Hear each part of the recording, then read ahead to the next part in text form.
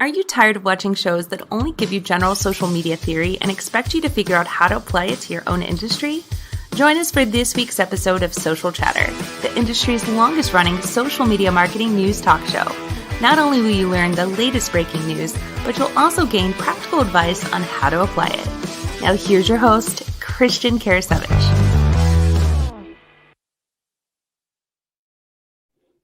Welcome everyone to Social Chatter, your weekly social media marketing news talk show. This is episode 273 with myself and this guy over here. Let me make sure I point in the right direction here, Jim Fuhs. We've got a lot. I know I gotta figure it out because I moved my mic around. It used to be over here, now it's over here. But we've got a lot of fantastic social media news to talk about with the first episode of the year, right, Jim? Right? Yeah. Right. I had to think about that. Right. But yeah, we've got lots of topics to talk about today. Specifically, we're going to be talking about Facebook page redesign. Another redesign. Here's the thing, though. They're rolling out some fresh new, I'd say, features, I think, for pages to make them, to give you a better experience. And so we're going to talk about that. We also have an update from Google. Google, if you've been, for example, on TikTok and Instagram, you're going to like this update, I think, a lot, actually, because, one of the challenges with using an app that is just mobile specific, well, you can't always attract more people if people, for example, aren't using the app. So this is a big update, I think, that we should hopefully see from Google. We've also got some more updates as well from Facebook. They've got some engagement alerts. We also got some live streaming news, and then we got a couple of tools as well, right, Jim? Yes, absolutely. And obviously, we're going to also be talking with one of our favorite guests. I'm not sure where she's at in the world right now because she was moving one of the times we had her on. She also is in the running for being on the show quite frequently. She's, I think, probably third or fourth, maybe, in our list. Scott Ayers at the top. I think Dorian Moore and Van Dam is on there. And our guest, Juliette Stapleton. So I'm going to go and bring Juliette on. Juliette, it's fantastic having you back, especially joining us for the first episode of Social Chatter for 2021. Thanks a lot. I love it. Thank you so much for having me. It's my fourth time. I had to look today. I had to Google how many episodes I did. I think I'm on a life's mission to be like the most invited guest over the years. Yeah, you're going to compete with Troy and Scott. I think they're the other. Yes, bring it on, Troy and Scott. I'm actually in Tallinn, Estonia. So It's a beautiful medieval town in the north. It's the fourth north capital in, I think, the world. Could be Europe, but I think the world. Mm-hmm. So yeah, it's a beautiful place. I'm really excited. And yeah, let's talk about the great news, new news. And I am excited, even though I specialize in Facebook, but I don't really use Facebook business pages. And so it's interesting for me. What are they going to do with this, with these new changes? Maybe they will convert me into using pages again. Very true. So Jen, what topic do you want to start with? I actually want to start with something that I woke up to the most amazing news this morning, and I'm going to bring it up because I know Christian, he'd like to, but I thought it would be more appropriate for me. StreamYard has been acquired by Hopin. Now, this is huge news. Okay, I personally, me and my friend Chris Stone, we've run several events using Hopin and StreamYard. So for us, this was like, wow, this is amazing. This is great. StreamYard, which is what we're using to produce this show today. Amazing live streaming software. Founded on the three principles: easy use, professionally looking streams, and stream stability. And it has never let me down when running an event. And people are blown away by what you can do with it. So for them to actually come in to Hopin, Christian, we've talked about this before, where this is the future, no matter what people want to think of virtual events, hybrid events. And Hopin's got a lot of really neat features. And I think if people really took a look at it, in some cases, they'd say, why do I even use Zoom? So I'm excited for the team at StreamYard, Gage and Dan, yourself included, Christian, because I know you're now part of team StreamYard. So excited for you guys. I think the future's extremely bright, not only for you guys, but for folks in both camps that use these products. So congratulations.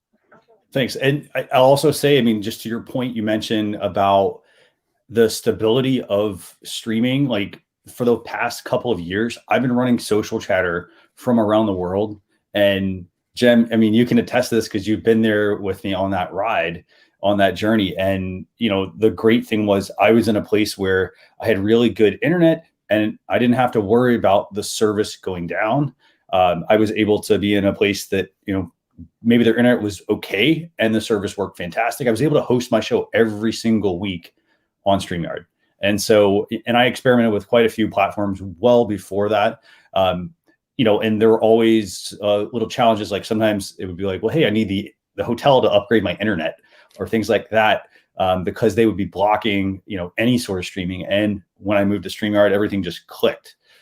So I'm excited about this as well. Extremely excited just about the fact that both platforms, they do some fantastic things. And then obviously marrying them together just makes it a fantastic package. So hopefully everybody goes and checks that out. So anything else you want to add, Jim, on this one before I move on to our topic, other topic? I think maybe for people more so, I'll say all of those on Team StreamYard, right? Maybe that should become a hashtag. Don't worry, StreamYard is going to continue to be a live streaming platform. They're not going to disappear. That was definitely one of the things in the article. If anything, this might give them the capability for some of us users to get some of those features we've wanted, because now there's a bigger team to help this out. And I'm excited to see how Gage and Dan get involved, maybe in making Hopin even better, because those two guys they're some smart cookies. So this is I think exciting times. Definitely. And it's been, it's an absolute pleasure working for them, with them. I love the direction things are going. So yes, very exciting news and times. So, okay, Jem, so let's switch gears now. So we talk live streaming news, obviously big live streaming news. What's the first topic we want to talk about this week on the show, or second one, I guess, actually, right? Well, let's talk about Facebook's making some changes to pages. They're actually going to do away with the like button, and it's going to go to follow. They're streamlining the way pages look, and so I think it's interesting. I think what I find most fascinating about getting rid of likes is that they had talked about this before with Instagram. They still haven't done that, right? The likes are still there. And I get some of this is in some aspects, it's that stress of, oh my gosh, if people don't like me, things of that nature. But I also think that the reality is, I think a long time ago, it's like, and Juliette, I think you would agree, even with your personal pages and personal brands. One, on a personal page, you can, quote unquote, only have 5,000 friends, but you can set your personal page, profile up to have followers. So followers is really always the thing you wanted anyway, because followers are who see your content. It's not the likes. So I think that makes sense in that regards. And so I'm also wondering if this is, because like even what they're showing is the mobile experience. I still tend to be more of a desktop user when I use Facebook, when I plan things in Facebook.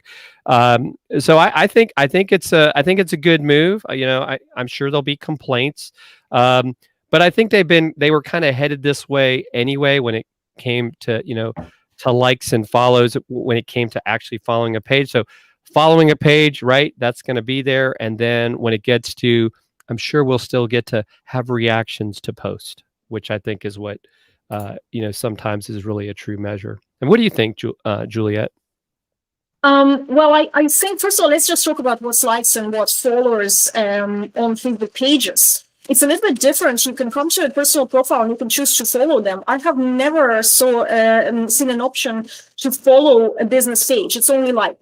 So when you like a business page, you automatically start following it. And according to the sources on Facebook, is if somebody goes and unlikes the page, they still continue following it. So there is a lot of confusion about what is what. And I think that what they're doing now is good, because the most important thing, I watch the pages of some of my clients with large followings, and the followers number is always bigger than the likes number. I personally don't believe that each one of those who's not showing them the likes went and unfollowed it, knowing some of the, the nature of the demographics that follow it. So God knows what's happening there. But I think one number and choosing following number is better representation of who can actually see the posts that we are creating in their newsfeed, or at least some percentage of them can. So less is more. I think Facebook pages are extremely cluttered, and I know they were busy redesigning the full look and the desktop look and all these things. It's time now to look at the pages. They're still, to me, they're very cluttered. There's too much information. There's too much extras. And I welcome the changes that I've read about. I haven't experienced it myself yet. I tried to see if there's a way that I can switch, but no, they're rolling it out. And eventually, over a few months, everybody will get this an option. I don't know if it's an option. To upgrade is just going to be imposed. So far, they just say an option. But in theory, it's going to be cleaner layout, which is great. Again, less is more, because there's too much distraction. Have to think about, we're looking at the screen, the less elements we see, in a way, the more attention we're going to pay to the ones that are there. What I really like about one of the new changes is that they will look into assigning team members to individual tasks a little bit better than it is now. And I think that gives business owners more control over who gets what access. I work with a lot of people in retail, and for them to assign someone to, say, just answer messages and comments, and that's it, is all they need, So that's a welcome change, I think. The question that I have, and this is why it's sort of, I don't know what's going to happen, but my question is, I know that in the new experience, we will be able to engage more with other pages and other groups.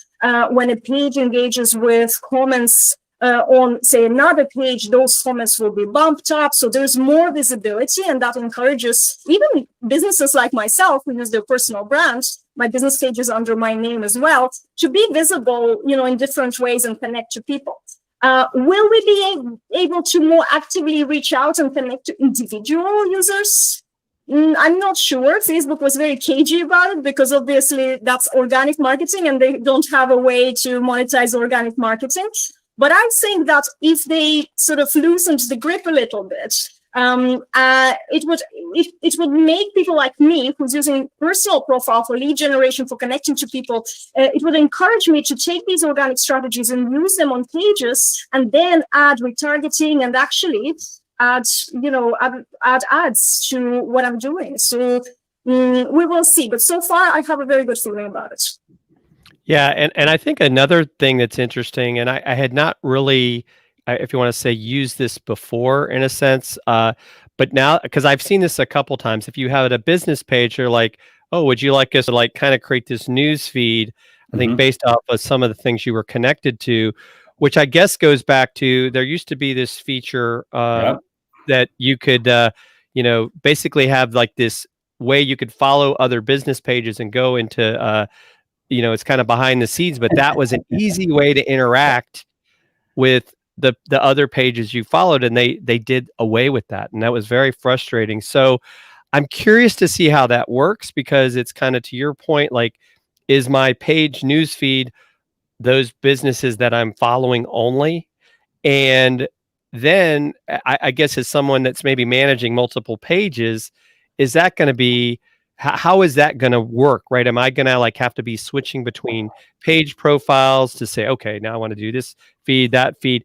That may be a little clunky, especially if you're managing multiple pages. I agree with you, though. I like the idea of okay, this person only needs to do this, and I know there have been some changes going on with the business manager aspect, and you're almost, I think, going to get forced into that. But yeah, I think it's it's interesting, but I think also people get frustrated because Facebook is always making a lot of changes, and then they're like, I can't find my stuff. I don't know how I'm supposed to run my stuff. I mean, it's funny, right? Think of what Facebook looked like 3 years ago, right? Remember when your profile picture would be in a certain place, and so everything's always moving around, and it's not like they give you this really nice checklist to say, okay, this is now here, and so I guess that's what keeps some social media managers in business, because it's always changing, and people have to keep up with it. What do you think, Christian? So there's a lot of fascinating stuff to unpack here. So I think the first thing would be the fact that Facebook's moving stuff around, and I've been in the social media game for quite a few years, back all the way back to 2006. And the thing is, there's people that try to build a business around, providing courses, tutorials, things like that on how to actually do certain things on the platform. And here's the thing: you don't own anything that is done on the platform necessarily. It's rented land.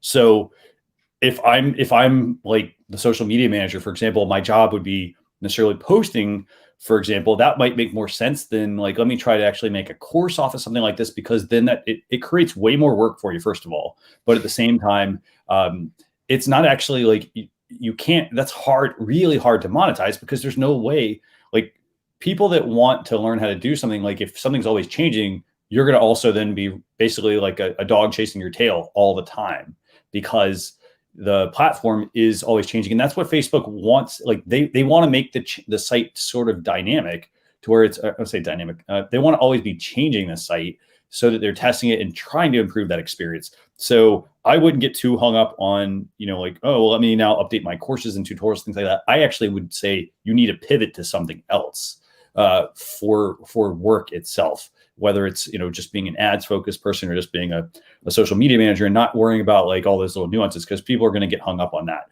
Now, as far as what these changes mean, I like these a lot. It gets me thinking. I'm actually wondering, do you think, by the way, do you think Facebook is I actually think this is moving towards Twitter territory, actually, because, for example, if you think about it, because you make a really good point, Jim, things are very clunky with how they're going to, if I want to, for example, follow pages that I'm following in a separate news feed, how are they going to do that? Is it going to be a toggle? It's still going to be something else somebody's going to have to do. And the reason I say this is very Twitter-like is it's not the fact that everything is public, because it's not. Obviously it's not public, because you still have to log into Facebook to see it, versus Twitter's public for the most part. The trick here is how, the user is going to have to craft that experience. They're going to have to craft who they follow, for example. So every time, you have to think about the actions you do on Facebook. So everything you do on Facebook, it's the people you're adding, the content you're engaging with. So every time you add someone, that shifts the algorithm. Every time you are engaging with something, whether it's just liking a post or commenting or opening the image or things like that, that changes the algorithm. So you have to, as a business, I mean, these are good changes, but you also have to think about all the little things that you're doing. So I like the fact that the design is changing. I like the newsfeed a lot. And then I really like the updated task-based admin controls. And I specifically like that because one of the biggest challenges, over the last 14 plus or 15 years now, 15 plus years, is that, well, if I ever wanted to assign somebody a task, I had to either super trust them and make them an admin, or I had to kind of give them, well, they need an editor. There was never really an in-between. Mm-hmm. And so that's where having task-based admin controls makes sense. It also then helps you as the super admin, for example, to be able to look across things. Again, I mean, this kind of reminds me of a bit of a Agora Pulse feature where you can assign things to people. This gets into social media dashboard tools in a way, just for Facebook though. So I like that. I really like that. So if I'm a business, I don't need to worry about like I should, for example, as I'm building up my audience, I should focus on trying to get followers, but I want good followers because I want people that are going to interact with my content. That way I don't have to pay for ads. I don't have to try to get around the new privacy updates that are coming out, obviously, Jim, right. For iOS 14, that's going to be a big hit for people trying to do retargeting. There's a lot you're going to have to change there. I'm not necessarily caring about the fact that the site is changing. I need to work on the content that I'm putting out. And this is the same thing we always talk about, Jem. It doesn't matter what topic we're talking about, whether it's live streaming or social media. It's about the content that you are presenting to your customers, to your followers, to your potential followers, to your audience. Yeah, and I would just add, you bring up another good point, and this kind of ties into a lot of what Juliette does, because Juliette works off of her personal profile, so she's connected with her her tribe. So when you look at it that way, it's like, okay, I need to make sure that I'm connected with these people. I need to get them off of Facebook. I need to get them onto an email list, into maybe some other platform, because to your point about iOS 14 and Facebook ads, me as a user, in a sense, I don't want to get bombarded by all this stuff. So I actually am okay with that. I don't run ads for my business because I think it's about building a community as opposed to running ads. I mean, Brian Wallace, who I'm a big fan of, he talks about that. He doesn't run ads. He's got one of the top infographic companies in the world, and he's done it through just, building great content, getting it out there in front of people, and then people want to follow your, find out, how do I get your content all the time? So that's an interesting move. That's a great point on the Twitter. Like, will it be turned into a Twitter look? Is it a setup to make things more easy for video? And so I think that's something that we need to think about, right? Because there's this constant change, and it kind of leads into, if you want to, our next topic that I think if you're ready to move, yeah, sure. That would be the Google search for short video. Yeah, this one's really fascinating. I mean, I alluded to this, how if you're a TikTok user or you're an Instagram user, you really don't. How can I put it? I guess like your exposure is based off the platform. And this is something that Google's testing. It's not, not something that's out for everyone. This looks like it's from an Android device, I think. And again, I mean, as you can see, this is the Green Bay Packers, for example. So, if you're, for example, a marketer, you may not get your content in here. I actually could see this being twofold. Well, so first off, they're pulling in Instagram and TikTok short form videos. So one thing I really like about this is that, well, let's use football as the analogy. So every time I go to watch, if I want to go watch like the highlights of a game or a specific play, I will go to Google and I will type in video of whatever that incident is, or the play, or whatever it is. And most of the time, then I have to go through all the articles that people have written to find that, well, hey, they really actually don't have a video, or it's one of their it's one of their videos hijacking the actual video. Yeah, like you could even search, say, short video Packers versus Bears. I know that was this last week's game, and maybe now automatically it pops up at the top. What I think is even more fascinating, and I know they're talking that right now, that if you were to go search on, like if we were to click on one of these, we're going to get the web-based application, because they want you to be able to come back to Google. Now, they talk about, TikTok and Instagram may not like the fact that you're not going to their app, and may try to, I guess there's a way where they can say, no, we're not going to allow that. But here's where I think this is going. This YouTube is Shorts? the test bed for YouTube Shorts, because then, and this all gets back to SEO, right? And even listening to some of these Instagram experts, right? You need to think about, how are you tying in SEO even to your video post? What are the keywords? How are you naming these things? And I think, for the longest time, people would just, whether it was a photo or whatever, they're just uploading it, and they're not thinking of the search implications. So I think this is very interesting. And, if Google, being one of the top search engines, it makes a lot of sense that they would figure out what's another way, because this will help YouTube, right? Ultimately. And, so right now I kind of see this as like, let's start it out this way, see how much activity it gets, and then they will add shorts, I think relatively soon. If they can already do it with this, I could see it, shorts coming not too far behind. What do you think, Juliette? Well, I didn't actually consider it as far as YouTube doing the shorts. I was just looking at what do I feel about these coming up. And as you said, in your analogy with the football games and football highlights, This is a great opportunity for businesses to have more exposure, more discoverability. So it's absolutely brilliant feature from the business point of view, or business owner point of view.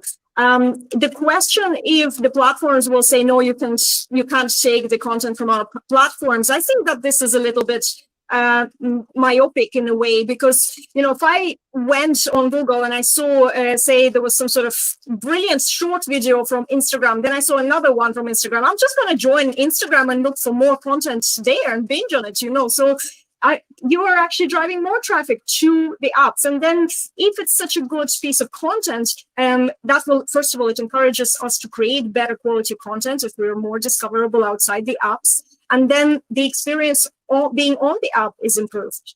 So it's a win-win even right now, even before YouTube steps into the game. Yeah, go ahead, Jim. No, I was going to say, I think that's a great point, Juliette. Absolutely. And I think that overall, I mean, it's a win-win for starters. If you're using, some of the short form platforms, again, it's Instagram Reels. By the way, I want people to understand that it's Reels, not stories. So this also, I mean, the other thing that could be at play here is Google does have to play nice, so they can't not allow TikTok or Instagram, for example. They can't really kick them out of search unless they're doing something, I guess, that violate that. But I think that this is it'd be good. It's a good test bed for them to be like, well, hey, it sort of works for their stuff. Hey, now we're going to come out with shorts. They're going to step over probably Instagram and TikTok. I also could see this tying into Google News maybe. So if somebody, for example, has some sort of short form, again, because most of the time the videos that are recorded are short form videos, great opportunity for that to be able to be brought in, I think, as well through Google search. I mean, again, for most part, everybody's going to go to Google to look something up. Now, the thing people have to realize is that, again, this comes down to, well, what are your social media presences like on those platforms? So, for example, if I got an Instagram account and, and I want to have it show, I want it to look the best that it can. So I'm not just filming videos here and there. The people that are going to show up are going to be the people that are probably, providing the most value. But I like this. I really do. I like the mix of content that's going to show up.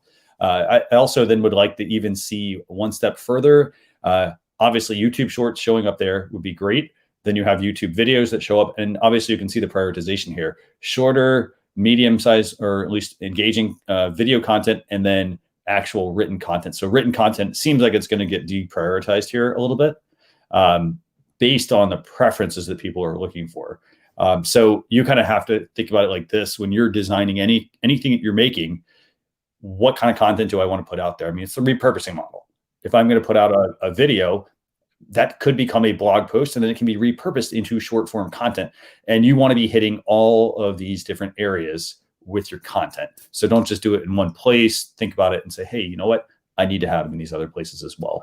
I could see also where this might encourage people to take a second look at Reels and also TikTok, if this is a way that they can get their content seen, where maybe they're like, I really don't know what the purpose is. But if all of a sudden now, by using the right keywords, you start getting more eyes on your video content, I think that's a good move. Definitely. And the other thing about this is just the fact that people are putting things out on, if they're just doing Instagram and TikTok, the only people that are seeing that for the most part are going to be people who are following you on those platforms. And this opens that door pretty wide open if they do add it to Google search, because then people will actually be able to learn about who this person is and then make their decision, because for the most part, they have nothing else to go on. They just have your Instagram channel or your TikTok channel. And it's not about like, oh, hey, I have 25 million followers on TikTok or whatever. Like, that doesn't matter. Right. But it's about getting the content right in front of the right people, so that then they see the value in that and want to bring you, into the fold of something else. So very cool. Okay, Jim, I think we got one more topic, right? Yes. Yeah. And that's Facebook is actually also going to add the ability for you to get engagement alerts for groups. They're going to have some new alert options, help you to stay on top of rising group discussions, including alerts by reaction type, comments, replies, and more. And so I think that's very fascinating, because I think a lot of people have gotten into the mindset of when I'm on Facebook, I'm paying more attention to my groups. I'm not, because in some aspects, there's a lot of noise, especially right now in the news feed, right? I don't want to see all this other stuff. But my groups, it's the communities that I'm a part of. It's like sometimes you feel like, oh, I didn't know that somebody posted that. Like even as an example, StreamYard announcing the acquisition was in the StreamYard community. I got a notification, right? So I was like, oh, let me go check this out.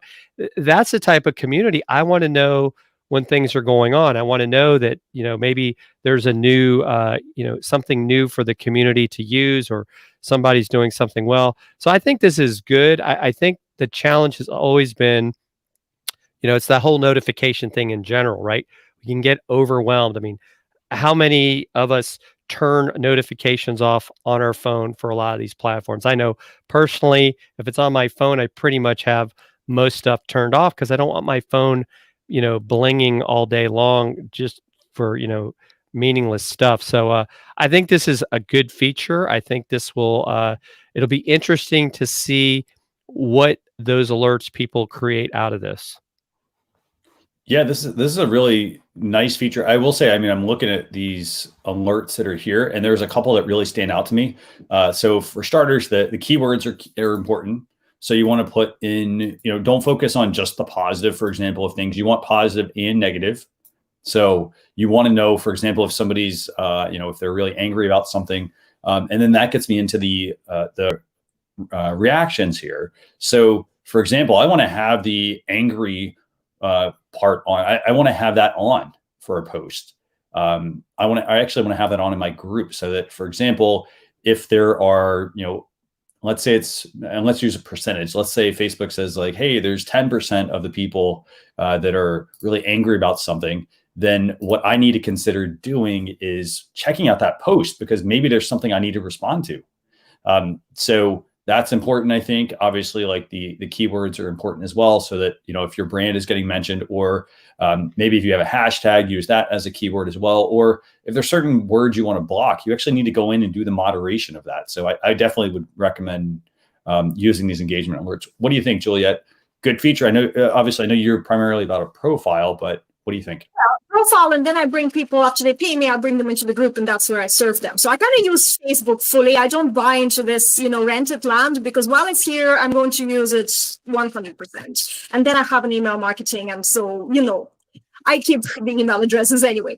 Now, back to the engagement. I read the article today, and I went and I checked one of my latest groups. And yeah, I got them. So I got a chance to have a look. What I didn't know is who gets the alert. So Jim just mentioned that you're just a member of the community and you got an alert set up on whatever, parameters they use, which is great. So I can set up an alert for a very engaging post. For example, if post has like 30 hearts, send a notification, bring more people to this post, create discussions, or maybe some sort of comment.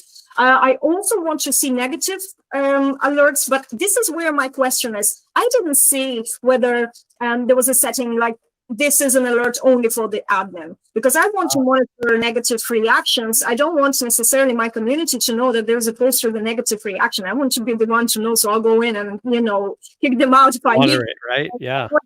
Right. So this is a question we will live and we'll learn how it works. But I think it's really brilliant. So I'm going to take on board what you mentioned about the members getting the alerts. So it's really, you can be very, very inventive in terms of, for example, when you're having a launch. And you might be just starting the launch, so you're giving some sort of free stuff just to get that engagement going. You can have you say something like, if you want this free stuff, comment below, #profile, or something like that. And so you can set up an alert so other members are getting the notification that there's a #profile in the comments, so they will get that. They will go back to more people will react. You can use these things for your advantage as well, especially if you're a coach or a digital product seller or anything you were using launches for and you're using Facebook groups for. So it's just something to play with. Yeah, and the other flip side of this, so you've got the group admin side. So you can turn on your alerts for like approved group posts. So that's useful. So you can set up things as the admin.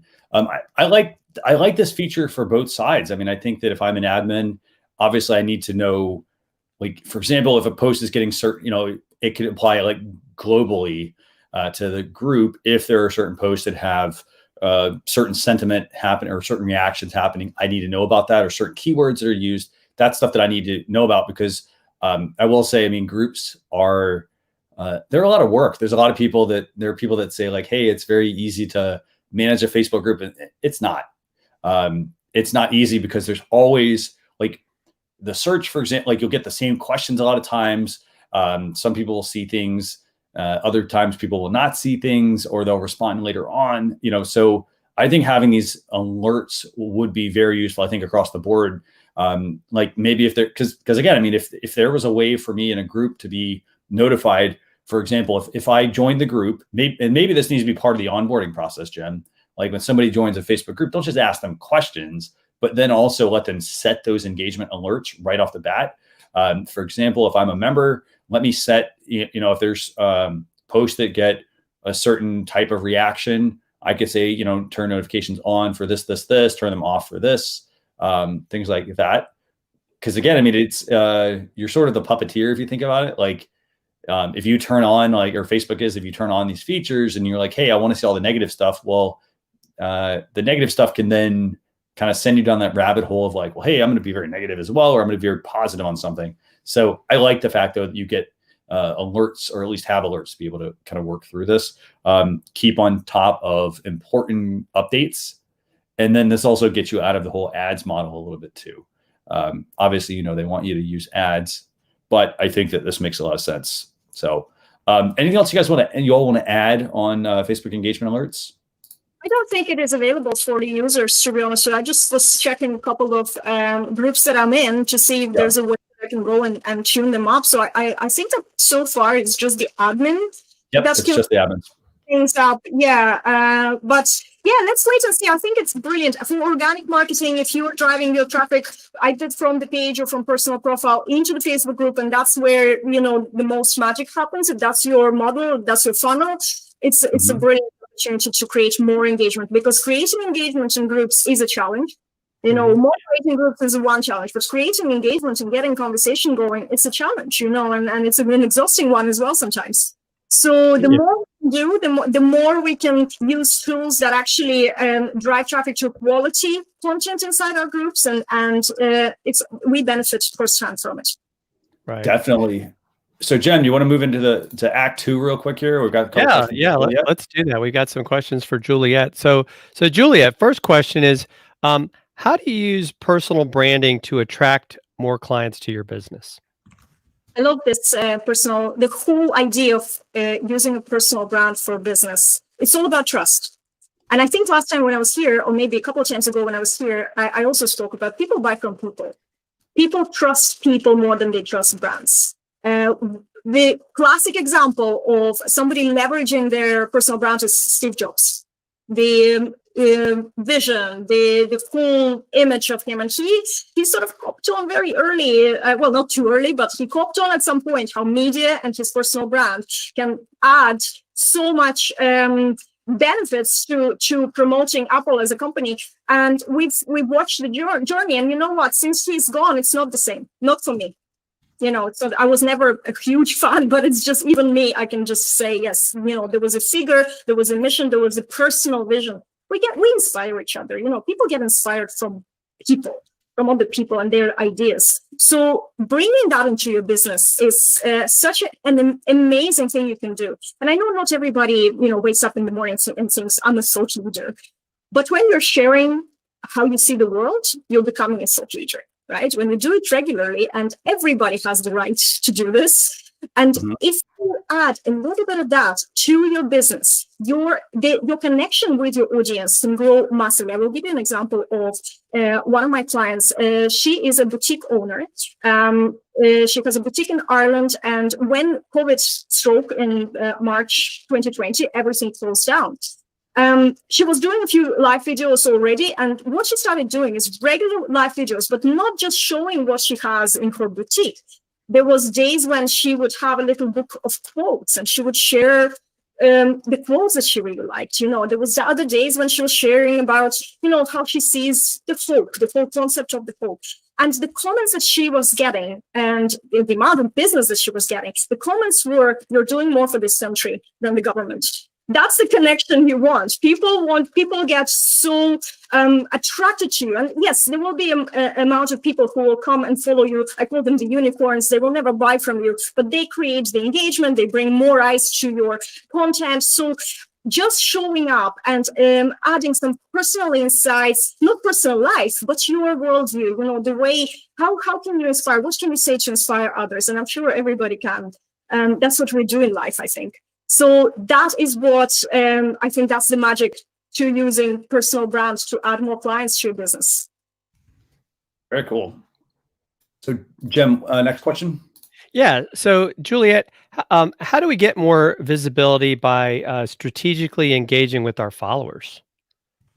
I'm going to talk about from my perspective. So I'm a profile marketing sort of specialist, right? So I use my personal profile. Why? Because in 2014, 15, 16, I saw such a decline in organic reach on Facebook business pages that I was managing as I had my digital marketing agency. That I knew for me to get new clients, and if I'm not using advertisement, which I'm not expert in, I have no hope. It's like sitting in a box and nobody can hear you. So I'm using my personal profile. I connect to people. I create all these relationships. This is when I'm talking about getting more visibility strategically, engaging. This is what I mean. Is when you're taking your personal profile and turning it into a business tool. I know there's a question that a lot of, if you are a solopreneur, if you're a small business owner, this is going to work really well for you, especially if you're a coach, expert, service provider, maybe digital product you have that you're promoting and selling.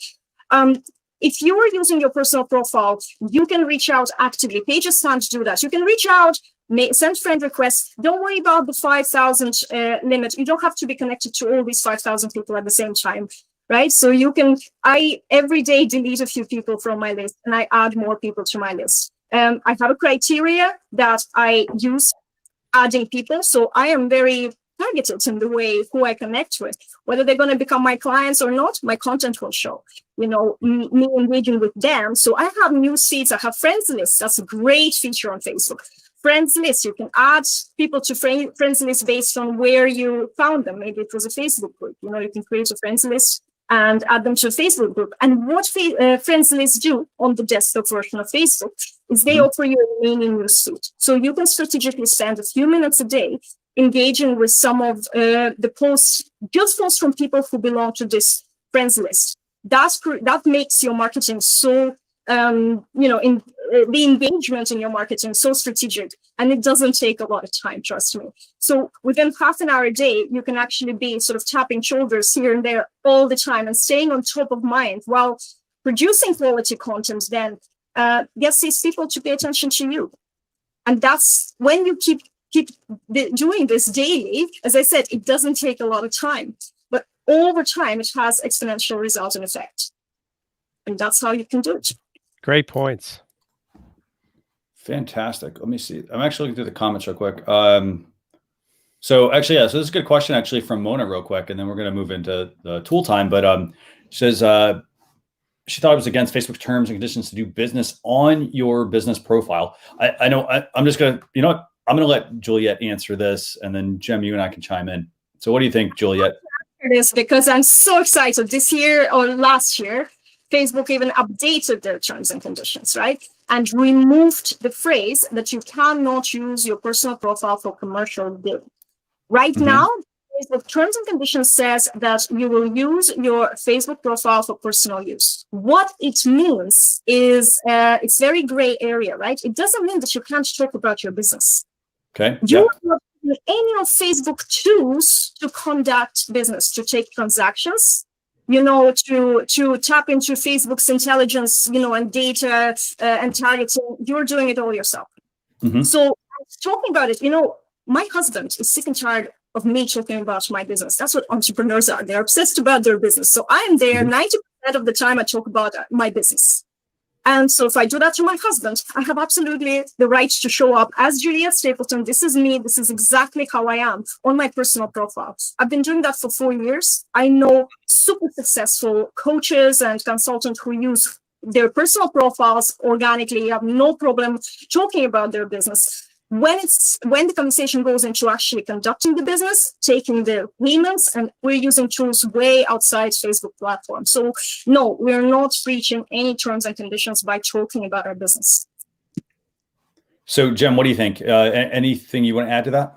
I mean, I don't disagree. I think Juliette kind of hit on it. The challenge is you're not always getting the insights that you get by running a business page. You're not able to run ads and certain other things. So that's where you kind of have to balance it. And I think that's where sometimes people will say, okay, if I want to keep a conversation on Facebook, I'm going to create a group. And then in the group, you have a lot more control. You have some additional features that you can't get on a personal profile or even a business page for that matter. I mean, groups are powerful. You can upload, PDFs, things you can't do on a personal or business profiles, right? You can't upload a PDF as a post. So those are some of the things. I think that's where I could see where groups become very powerful for the profile. And if you're not going to run ads, then that's the other thing that maybe you don't care about, that having that ability by having a business page. And I'll say this, I mean, it's not necessarily against the terms and service of Facebook to use your profile to, and I like Juliette's language that she mentioned. I mean, to talk about your business, but you do it in an organic way. So there are a lot of people that they will, for example, I'll use streaming as an option or as an example here. So what some people do is they will go and they will stream to their page and their profile with the same information. Now, if it is business focused, I would take a different approach. I would actually recommend streaming to your page and then going to your page and sharing it to your profile. The reason being is because, again, I mean, what I'm basically doing is I'm saying, okay, I'm doing the marketing on this side. And then, you know what? Hey, it's something I want to share with my friends versus I'm hitting my profile directly with that information that is very business focused.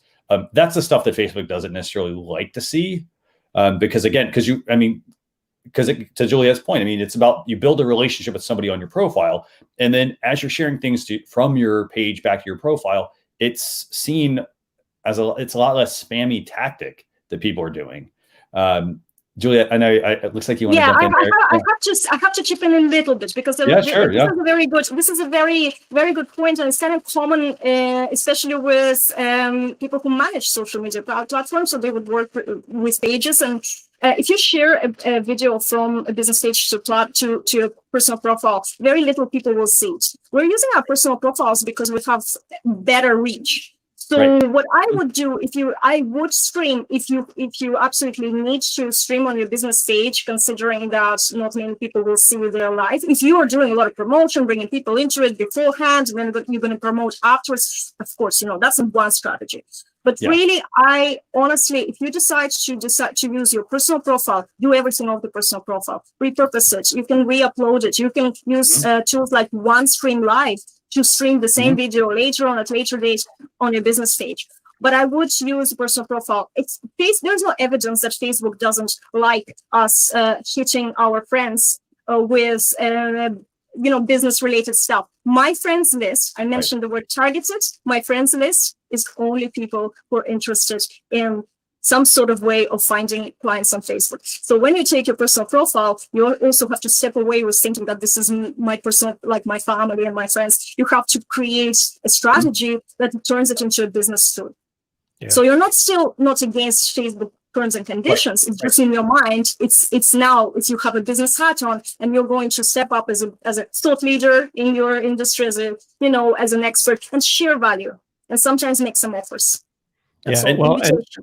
Mona made a comment though too that she got put in Facebook jail for 30 days, and she thinks it's possibly because she was doing too much business on her profile. And I have heard of that happening to realtors and other people at times. And so I think, and it might be, you have a different strategy, Juliette, than some of these other folks. And I do think that there is, even though, like you said, it's a gray area, I do think there's a fine line. And I think that sometimes people cross that line because, as an example, if you're a realtor, right, Facebook wants to make money off of people. So they're going to say, look, if you're a realtor and trying to sell a house, you need to sell the house on a business page. Because if you're going to keep trying to sell houses on your personal profile, you're not going to run ads. We're not getting anything out of it. So, boom, we're going to cut you off.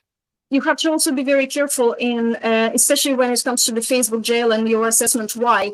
Did you do something that was repetitive? And for example, you replied to 30 comments with the same comment. That will be flagged as spam no matter what you do. So it's nothing to do with what you actually were saying. It's just that you did something that was very suspicious or maybe triggered. And Facebook is still, it's still an AI. It's not real people looking at everything, right? So sometimes I recently had a page, a business page that their advertising account was closed down without any explanation, and they said, you're violating all our terms. And it wasn't true at all. So it's just something triggered and then it glitched. Sometimes we can end up in what we call Facebook jail, because of these glitches too. So it's not that Facebook jail is, there's police, there's people there and they're looking at you and they're reading everything you're saying. You have to think about, is my behavior now, what I'm doing today, is it similar to what I've been doing in the last few days? Or is it just all of a sudden, I've sent 50 messages so if you're using your personal profile, you just make sure that you don't do things in extremes all of a sudden. Train like puppy train Facebook that you're doing these things more now, and then you will avoid it. I have never been in Facebook jail myself. I was banned for like 3 days sending friend requests, for example. So this just another side of the story. It's not about the strategy and all, but it's also about understanding Facebook as tech. Right. And go ahead, Jim. Anything you want to add on that? No, and I do know there was if you want to call it a glitch recently, where there were a ton of people that their ads accounts got shut down by Facebook. And to Juliette's point, because it's being done by AI, it's not like you have someone you can call on the phone. I mean, there's some very big ad accounts that got shut down by Facebook with really no explanation. And so that even then, right, it's like, okay, I put all my eggs in this basket. Now what? So just got to be flexible. Yeah, definitely. And the key thing is also, I mean, to both your points, I mean, it's a very fine line. You have to tread it carefully. You should be able to know what, the difference between right and wrong there. I mean, if you're, for example, if your profile is just posting about your business, that is potential to get you flagged at some point. If you're posting about yourself and then, from time to time, like you're sharing a mix of content from your page, that's a little more, that's actually a lot more acceptable. So just kind of find that balance. Don't try to game the system.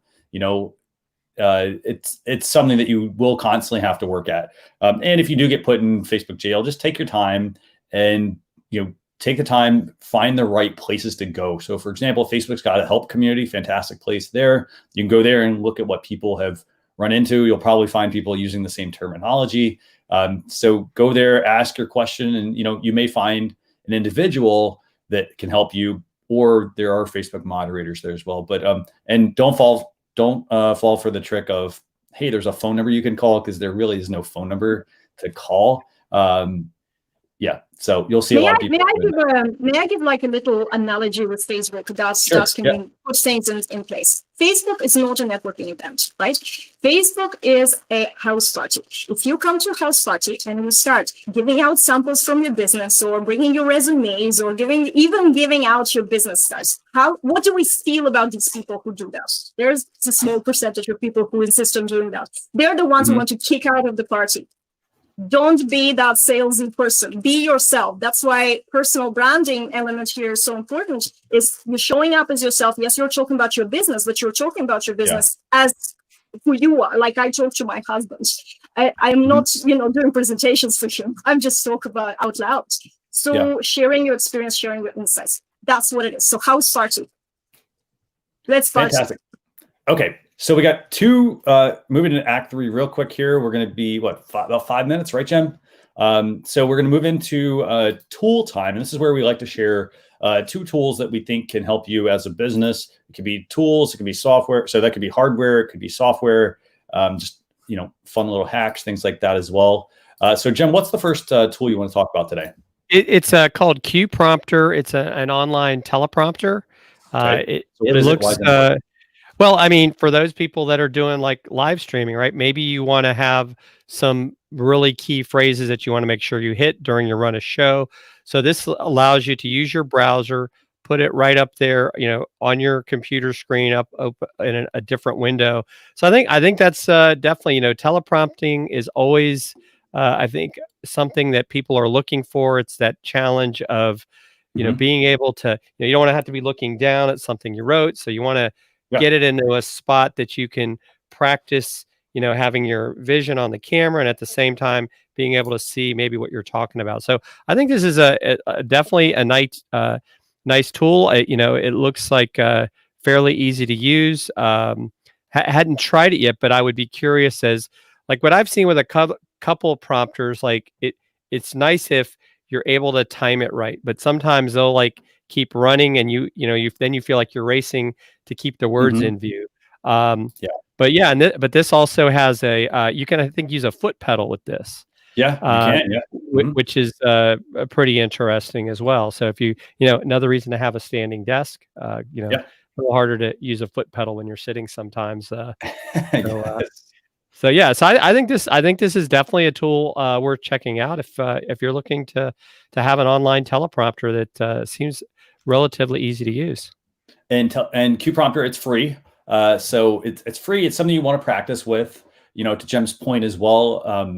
I would this is almost how I would use it. I would either have a second screen and put it, either have a big screen and divide my screen up into screens that have, like, that's what I'm doing right now. I've got one screen, I've got split down the middle to where I have the StreamYard broadcast. And then I've also got the window open, for example. But, if you have a bigger screen, you can have it divided into thirds.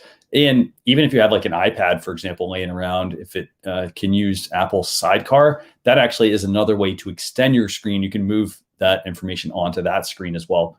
So lots of options there, but that is tool number 1, Q Prompter, and it's free. Okay, second tool, Jen. Yeah, it's called Glock Apps. It's really helps you with your email programs because sometimes our stuff's getting sent to spam or we're having bouncing. So this Glock Apps is basically what they're saying.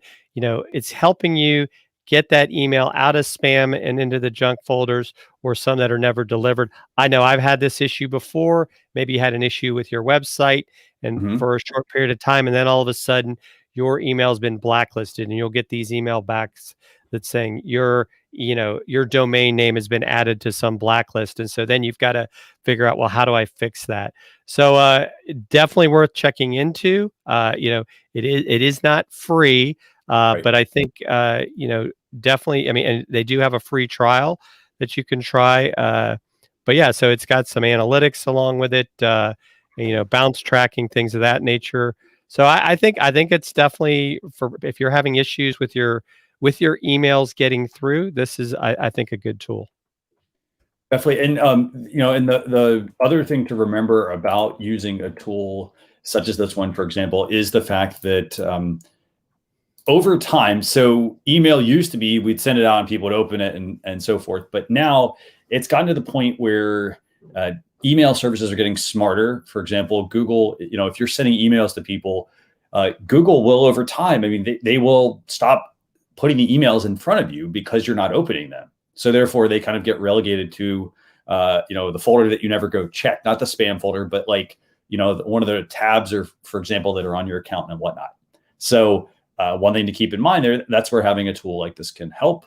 It can help you understand more about where that email is going so that you can improve that, and that also means, well, hey, maybe I need to change my email funnel sequence. I mean, there's a lot you need to consider. But this is a tool that, it's an email tool. So if you aren't sending a lot of emails, for example, then maybe you don't need this. But if you're, trying to use email to get in front of people, this is definitely something to check out. I mean, A little bit pricey. I mean, it's $60 a month for their basic plan, up to $225 per month for agency. And again, I mean, they also base it off of 6,000 deliverability reports per year versus 18,000 versus 60,000. So helping you, in a way, this is helping you refine your email to make sure that it's actually, getting to people. But those are the tools that we wanted to cover this week. Okay. So just a couple of quick things to wrap things up, because we're at the end of Social Chatter episode 273. So if you want to get notified about this blog post, we're going to send out an email over the weekend, over the weekend, socialchefs.com/daily. That'll get you on our newsletter, get you notified about the blog post recap that will be going up. Juliette, what's the best place for people to be able to connect with you if they want to learn some of your tactics about how to use their profile, for example, to build a stronger presence? Well, you can follow me on Facebook. Actually, type up my name in Facebook search, Juliette Stapleton, and you will see my business page. You see my personal profile. Just so you don't have to send me a friend request. You can't, but you can follow my profile because that's where I sort of walk my talk. And I share a lot of business stuff on my personal profile. I'm very generous with that, so you will get a lot of goodies there. So or you can check out JulietteStapleton.com. Fantastic. And also, your visibility sells, I think, on all the on channels. Twitter, right? Yes. Yeah. So check that out as well. Jem, what's the best place for people to get in touch with you as well if they have any questions about things? Yeah. So my handle, Fusion Marketing on Twitter, LinkedIn, just look for Jim Fuhs. And I'm also using Fusion Marketing on Clubhouse. For any of you that might be on Clubhouse, interesting platform, there's some great conversations going on over there, but it'll be interesting to see how Twitter Spaces evolved. I know we didn't talk about it today, but they just bought Breaker, who was a podcasting app as well. So, but those are the best places to connect with me. And great having you again, Juliette. So that's going to do it for episode 273 of my social media marketing talk show, Social Chatter. Remember, recap, socialchefs.com/SC273. There's also an Alexa Flash briefing version. If you listen to that, there's also the podcast option. And next week's guest is going to be Raymond Ray. That's going to be next Thursday, 9 a.m. Eastern Standard Time. So a little bit slightly different hour change there. And that's going to be on youtube.com/socialchefs or facebook.com/social chefs. Thanks a lot for tuning in, everyone. We will see you all on a future episode. Have a great weekend. Bye, everyone.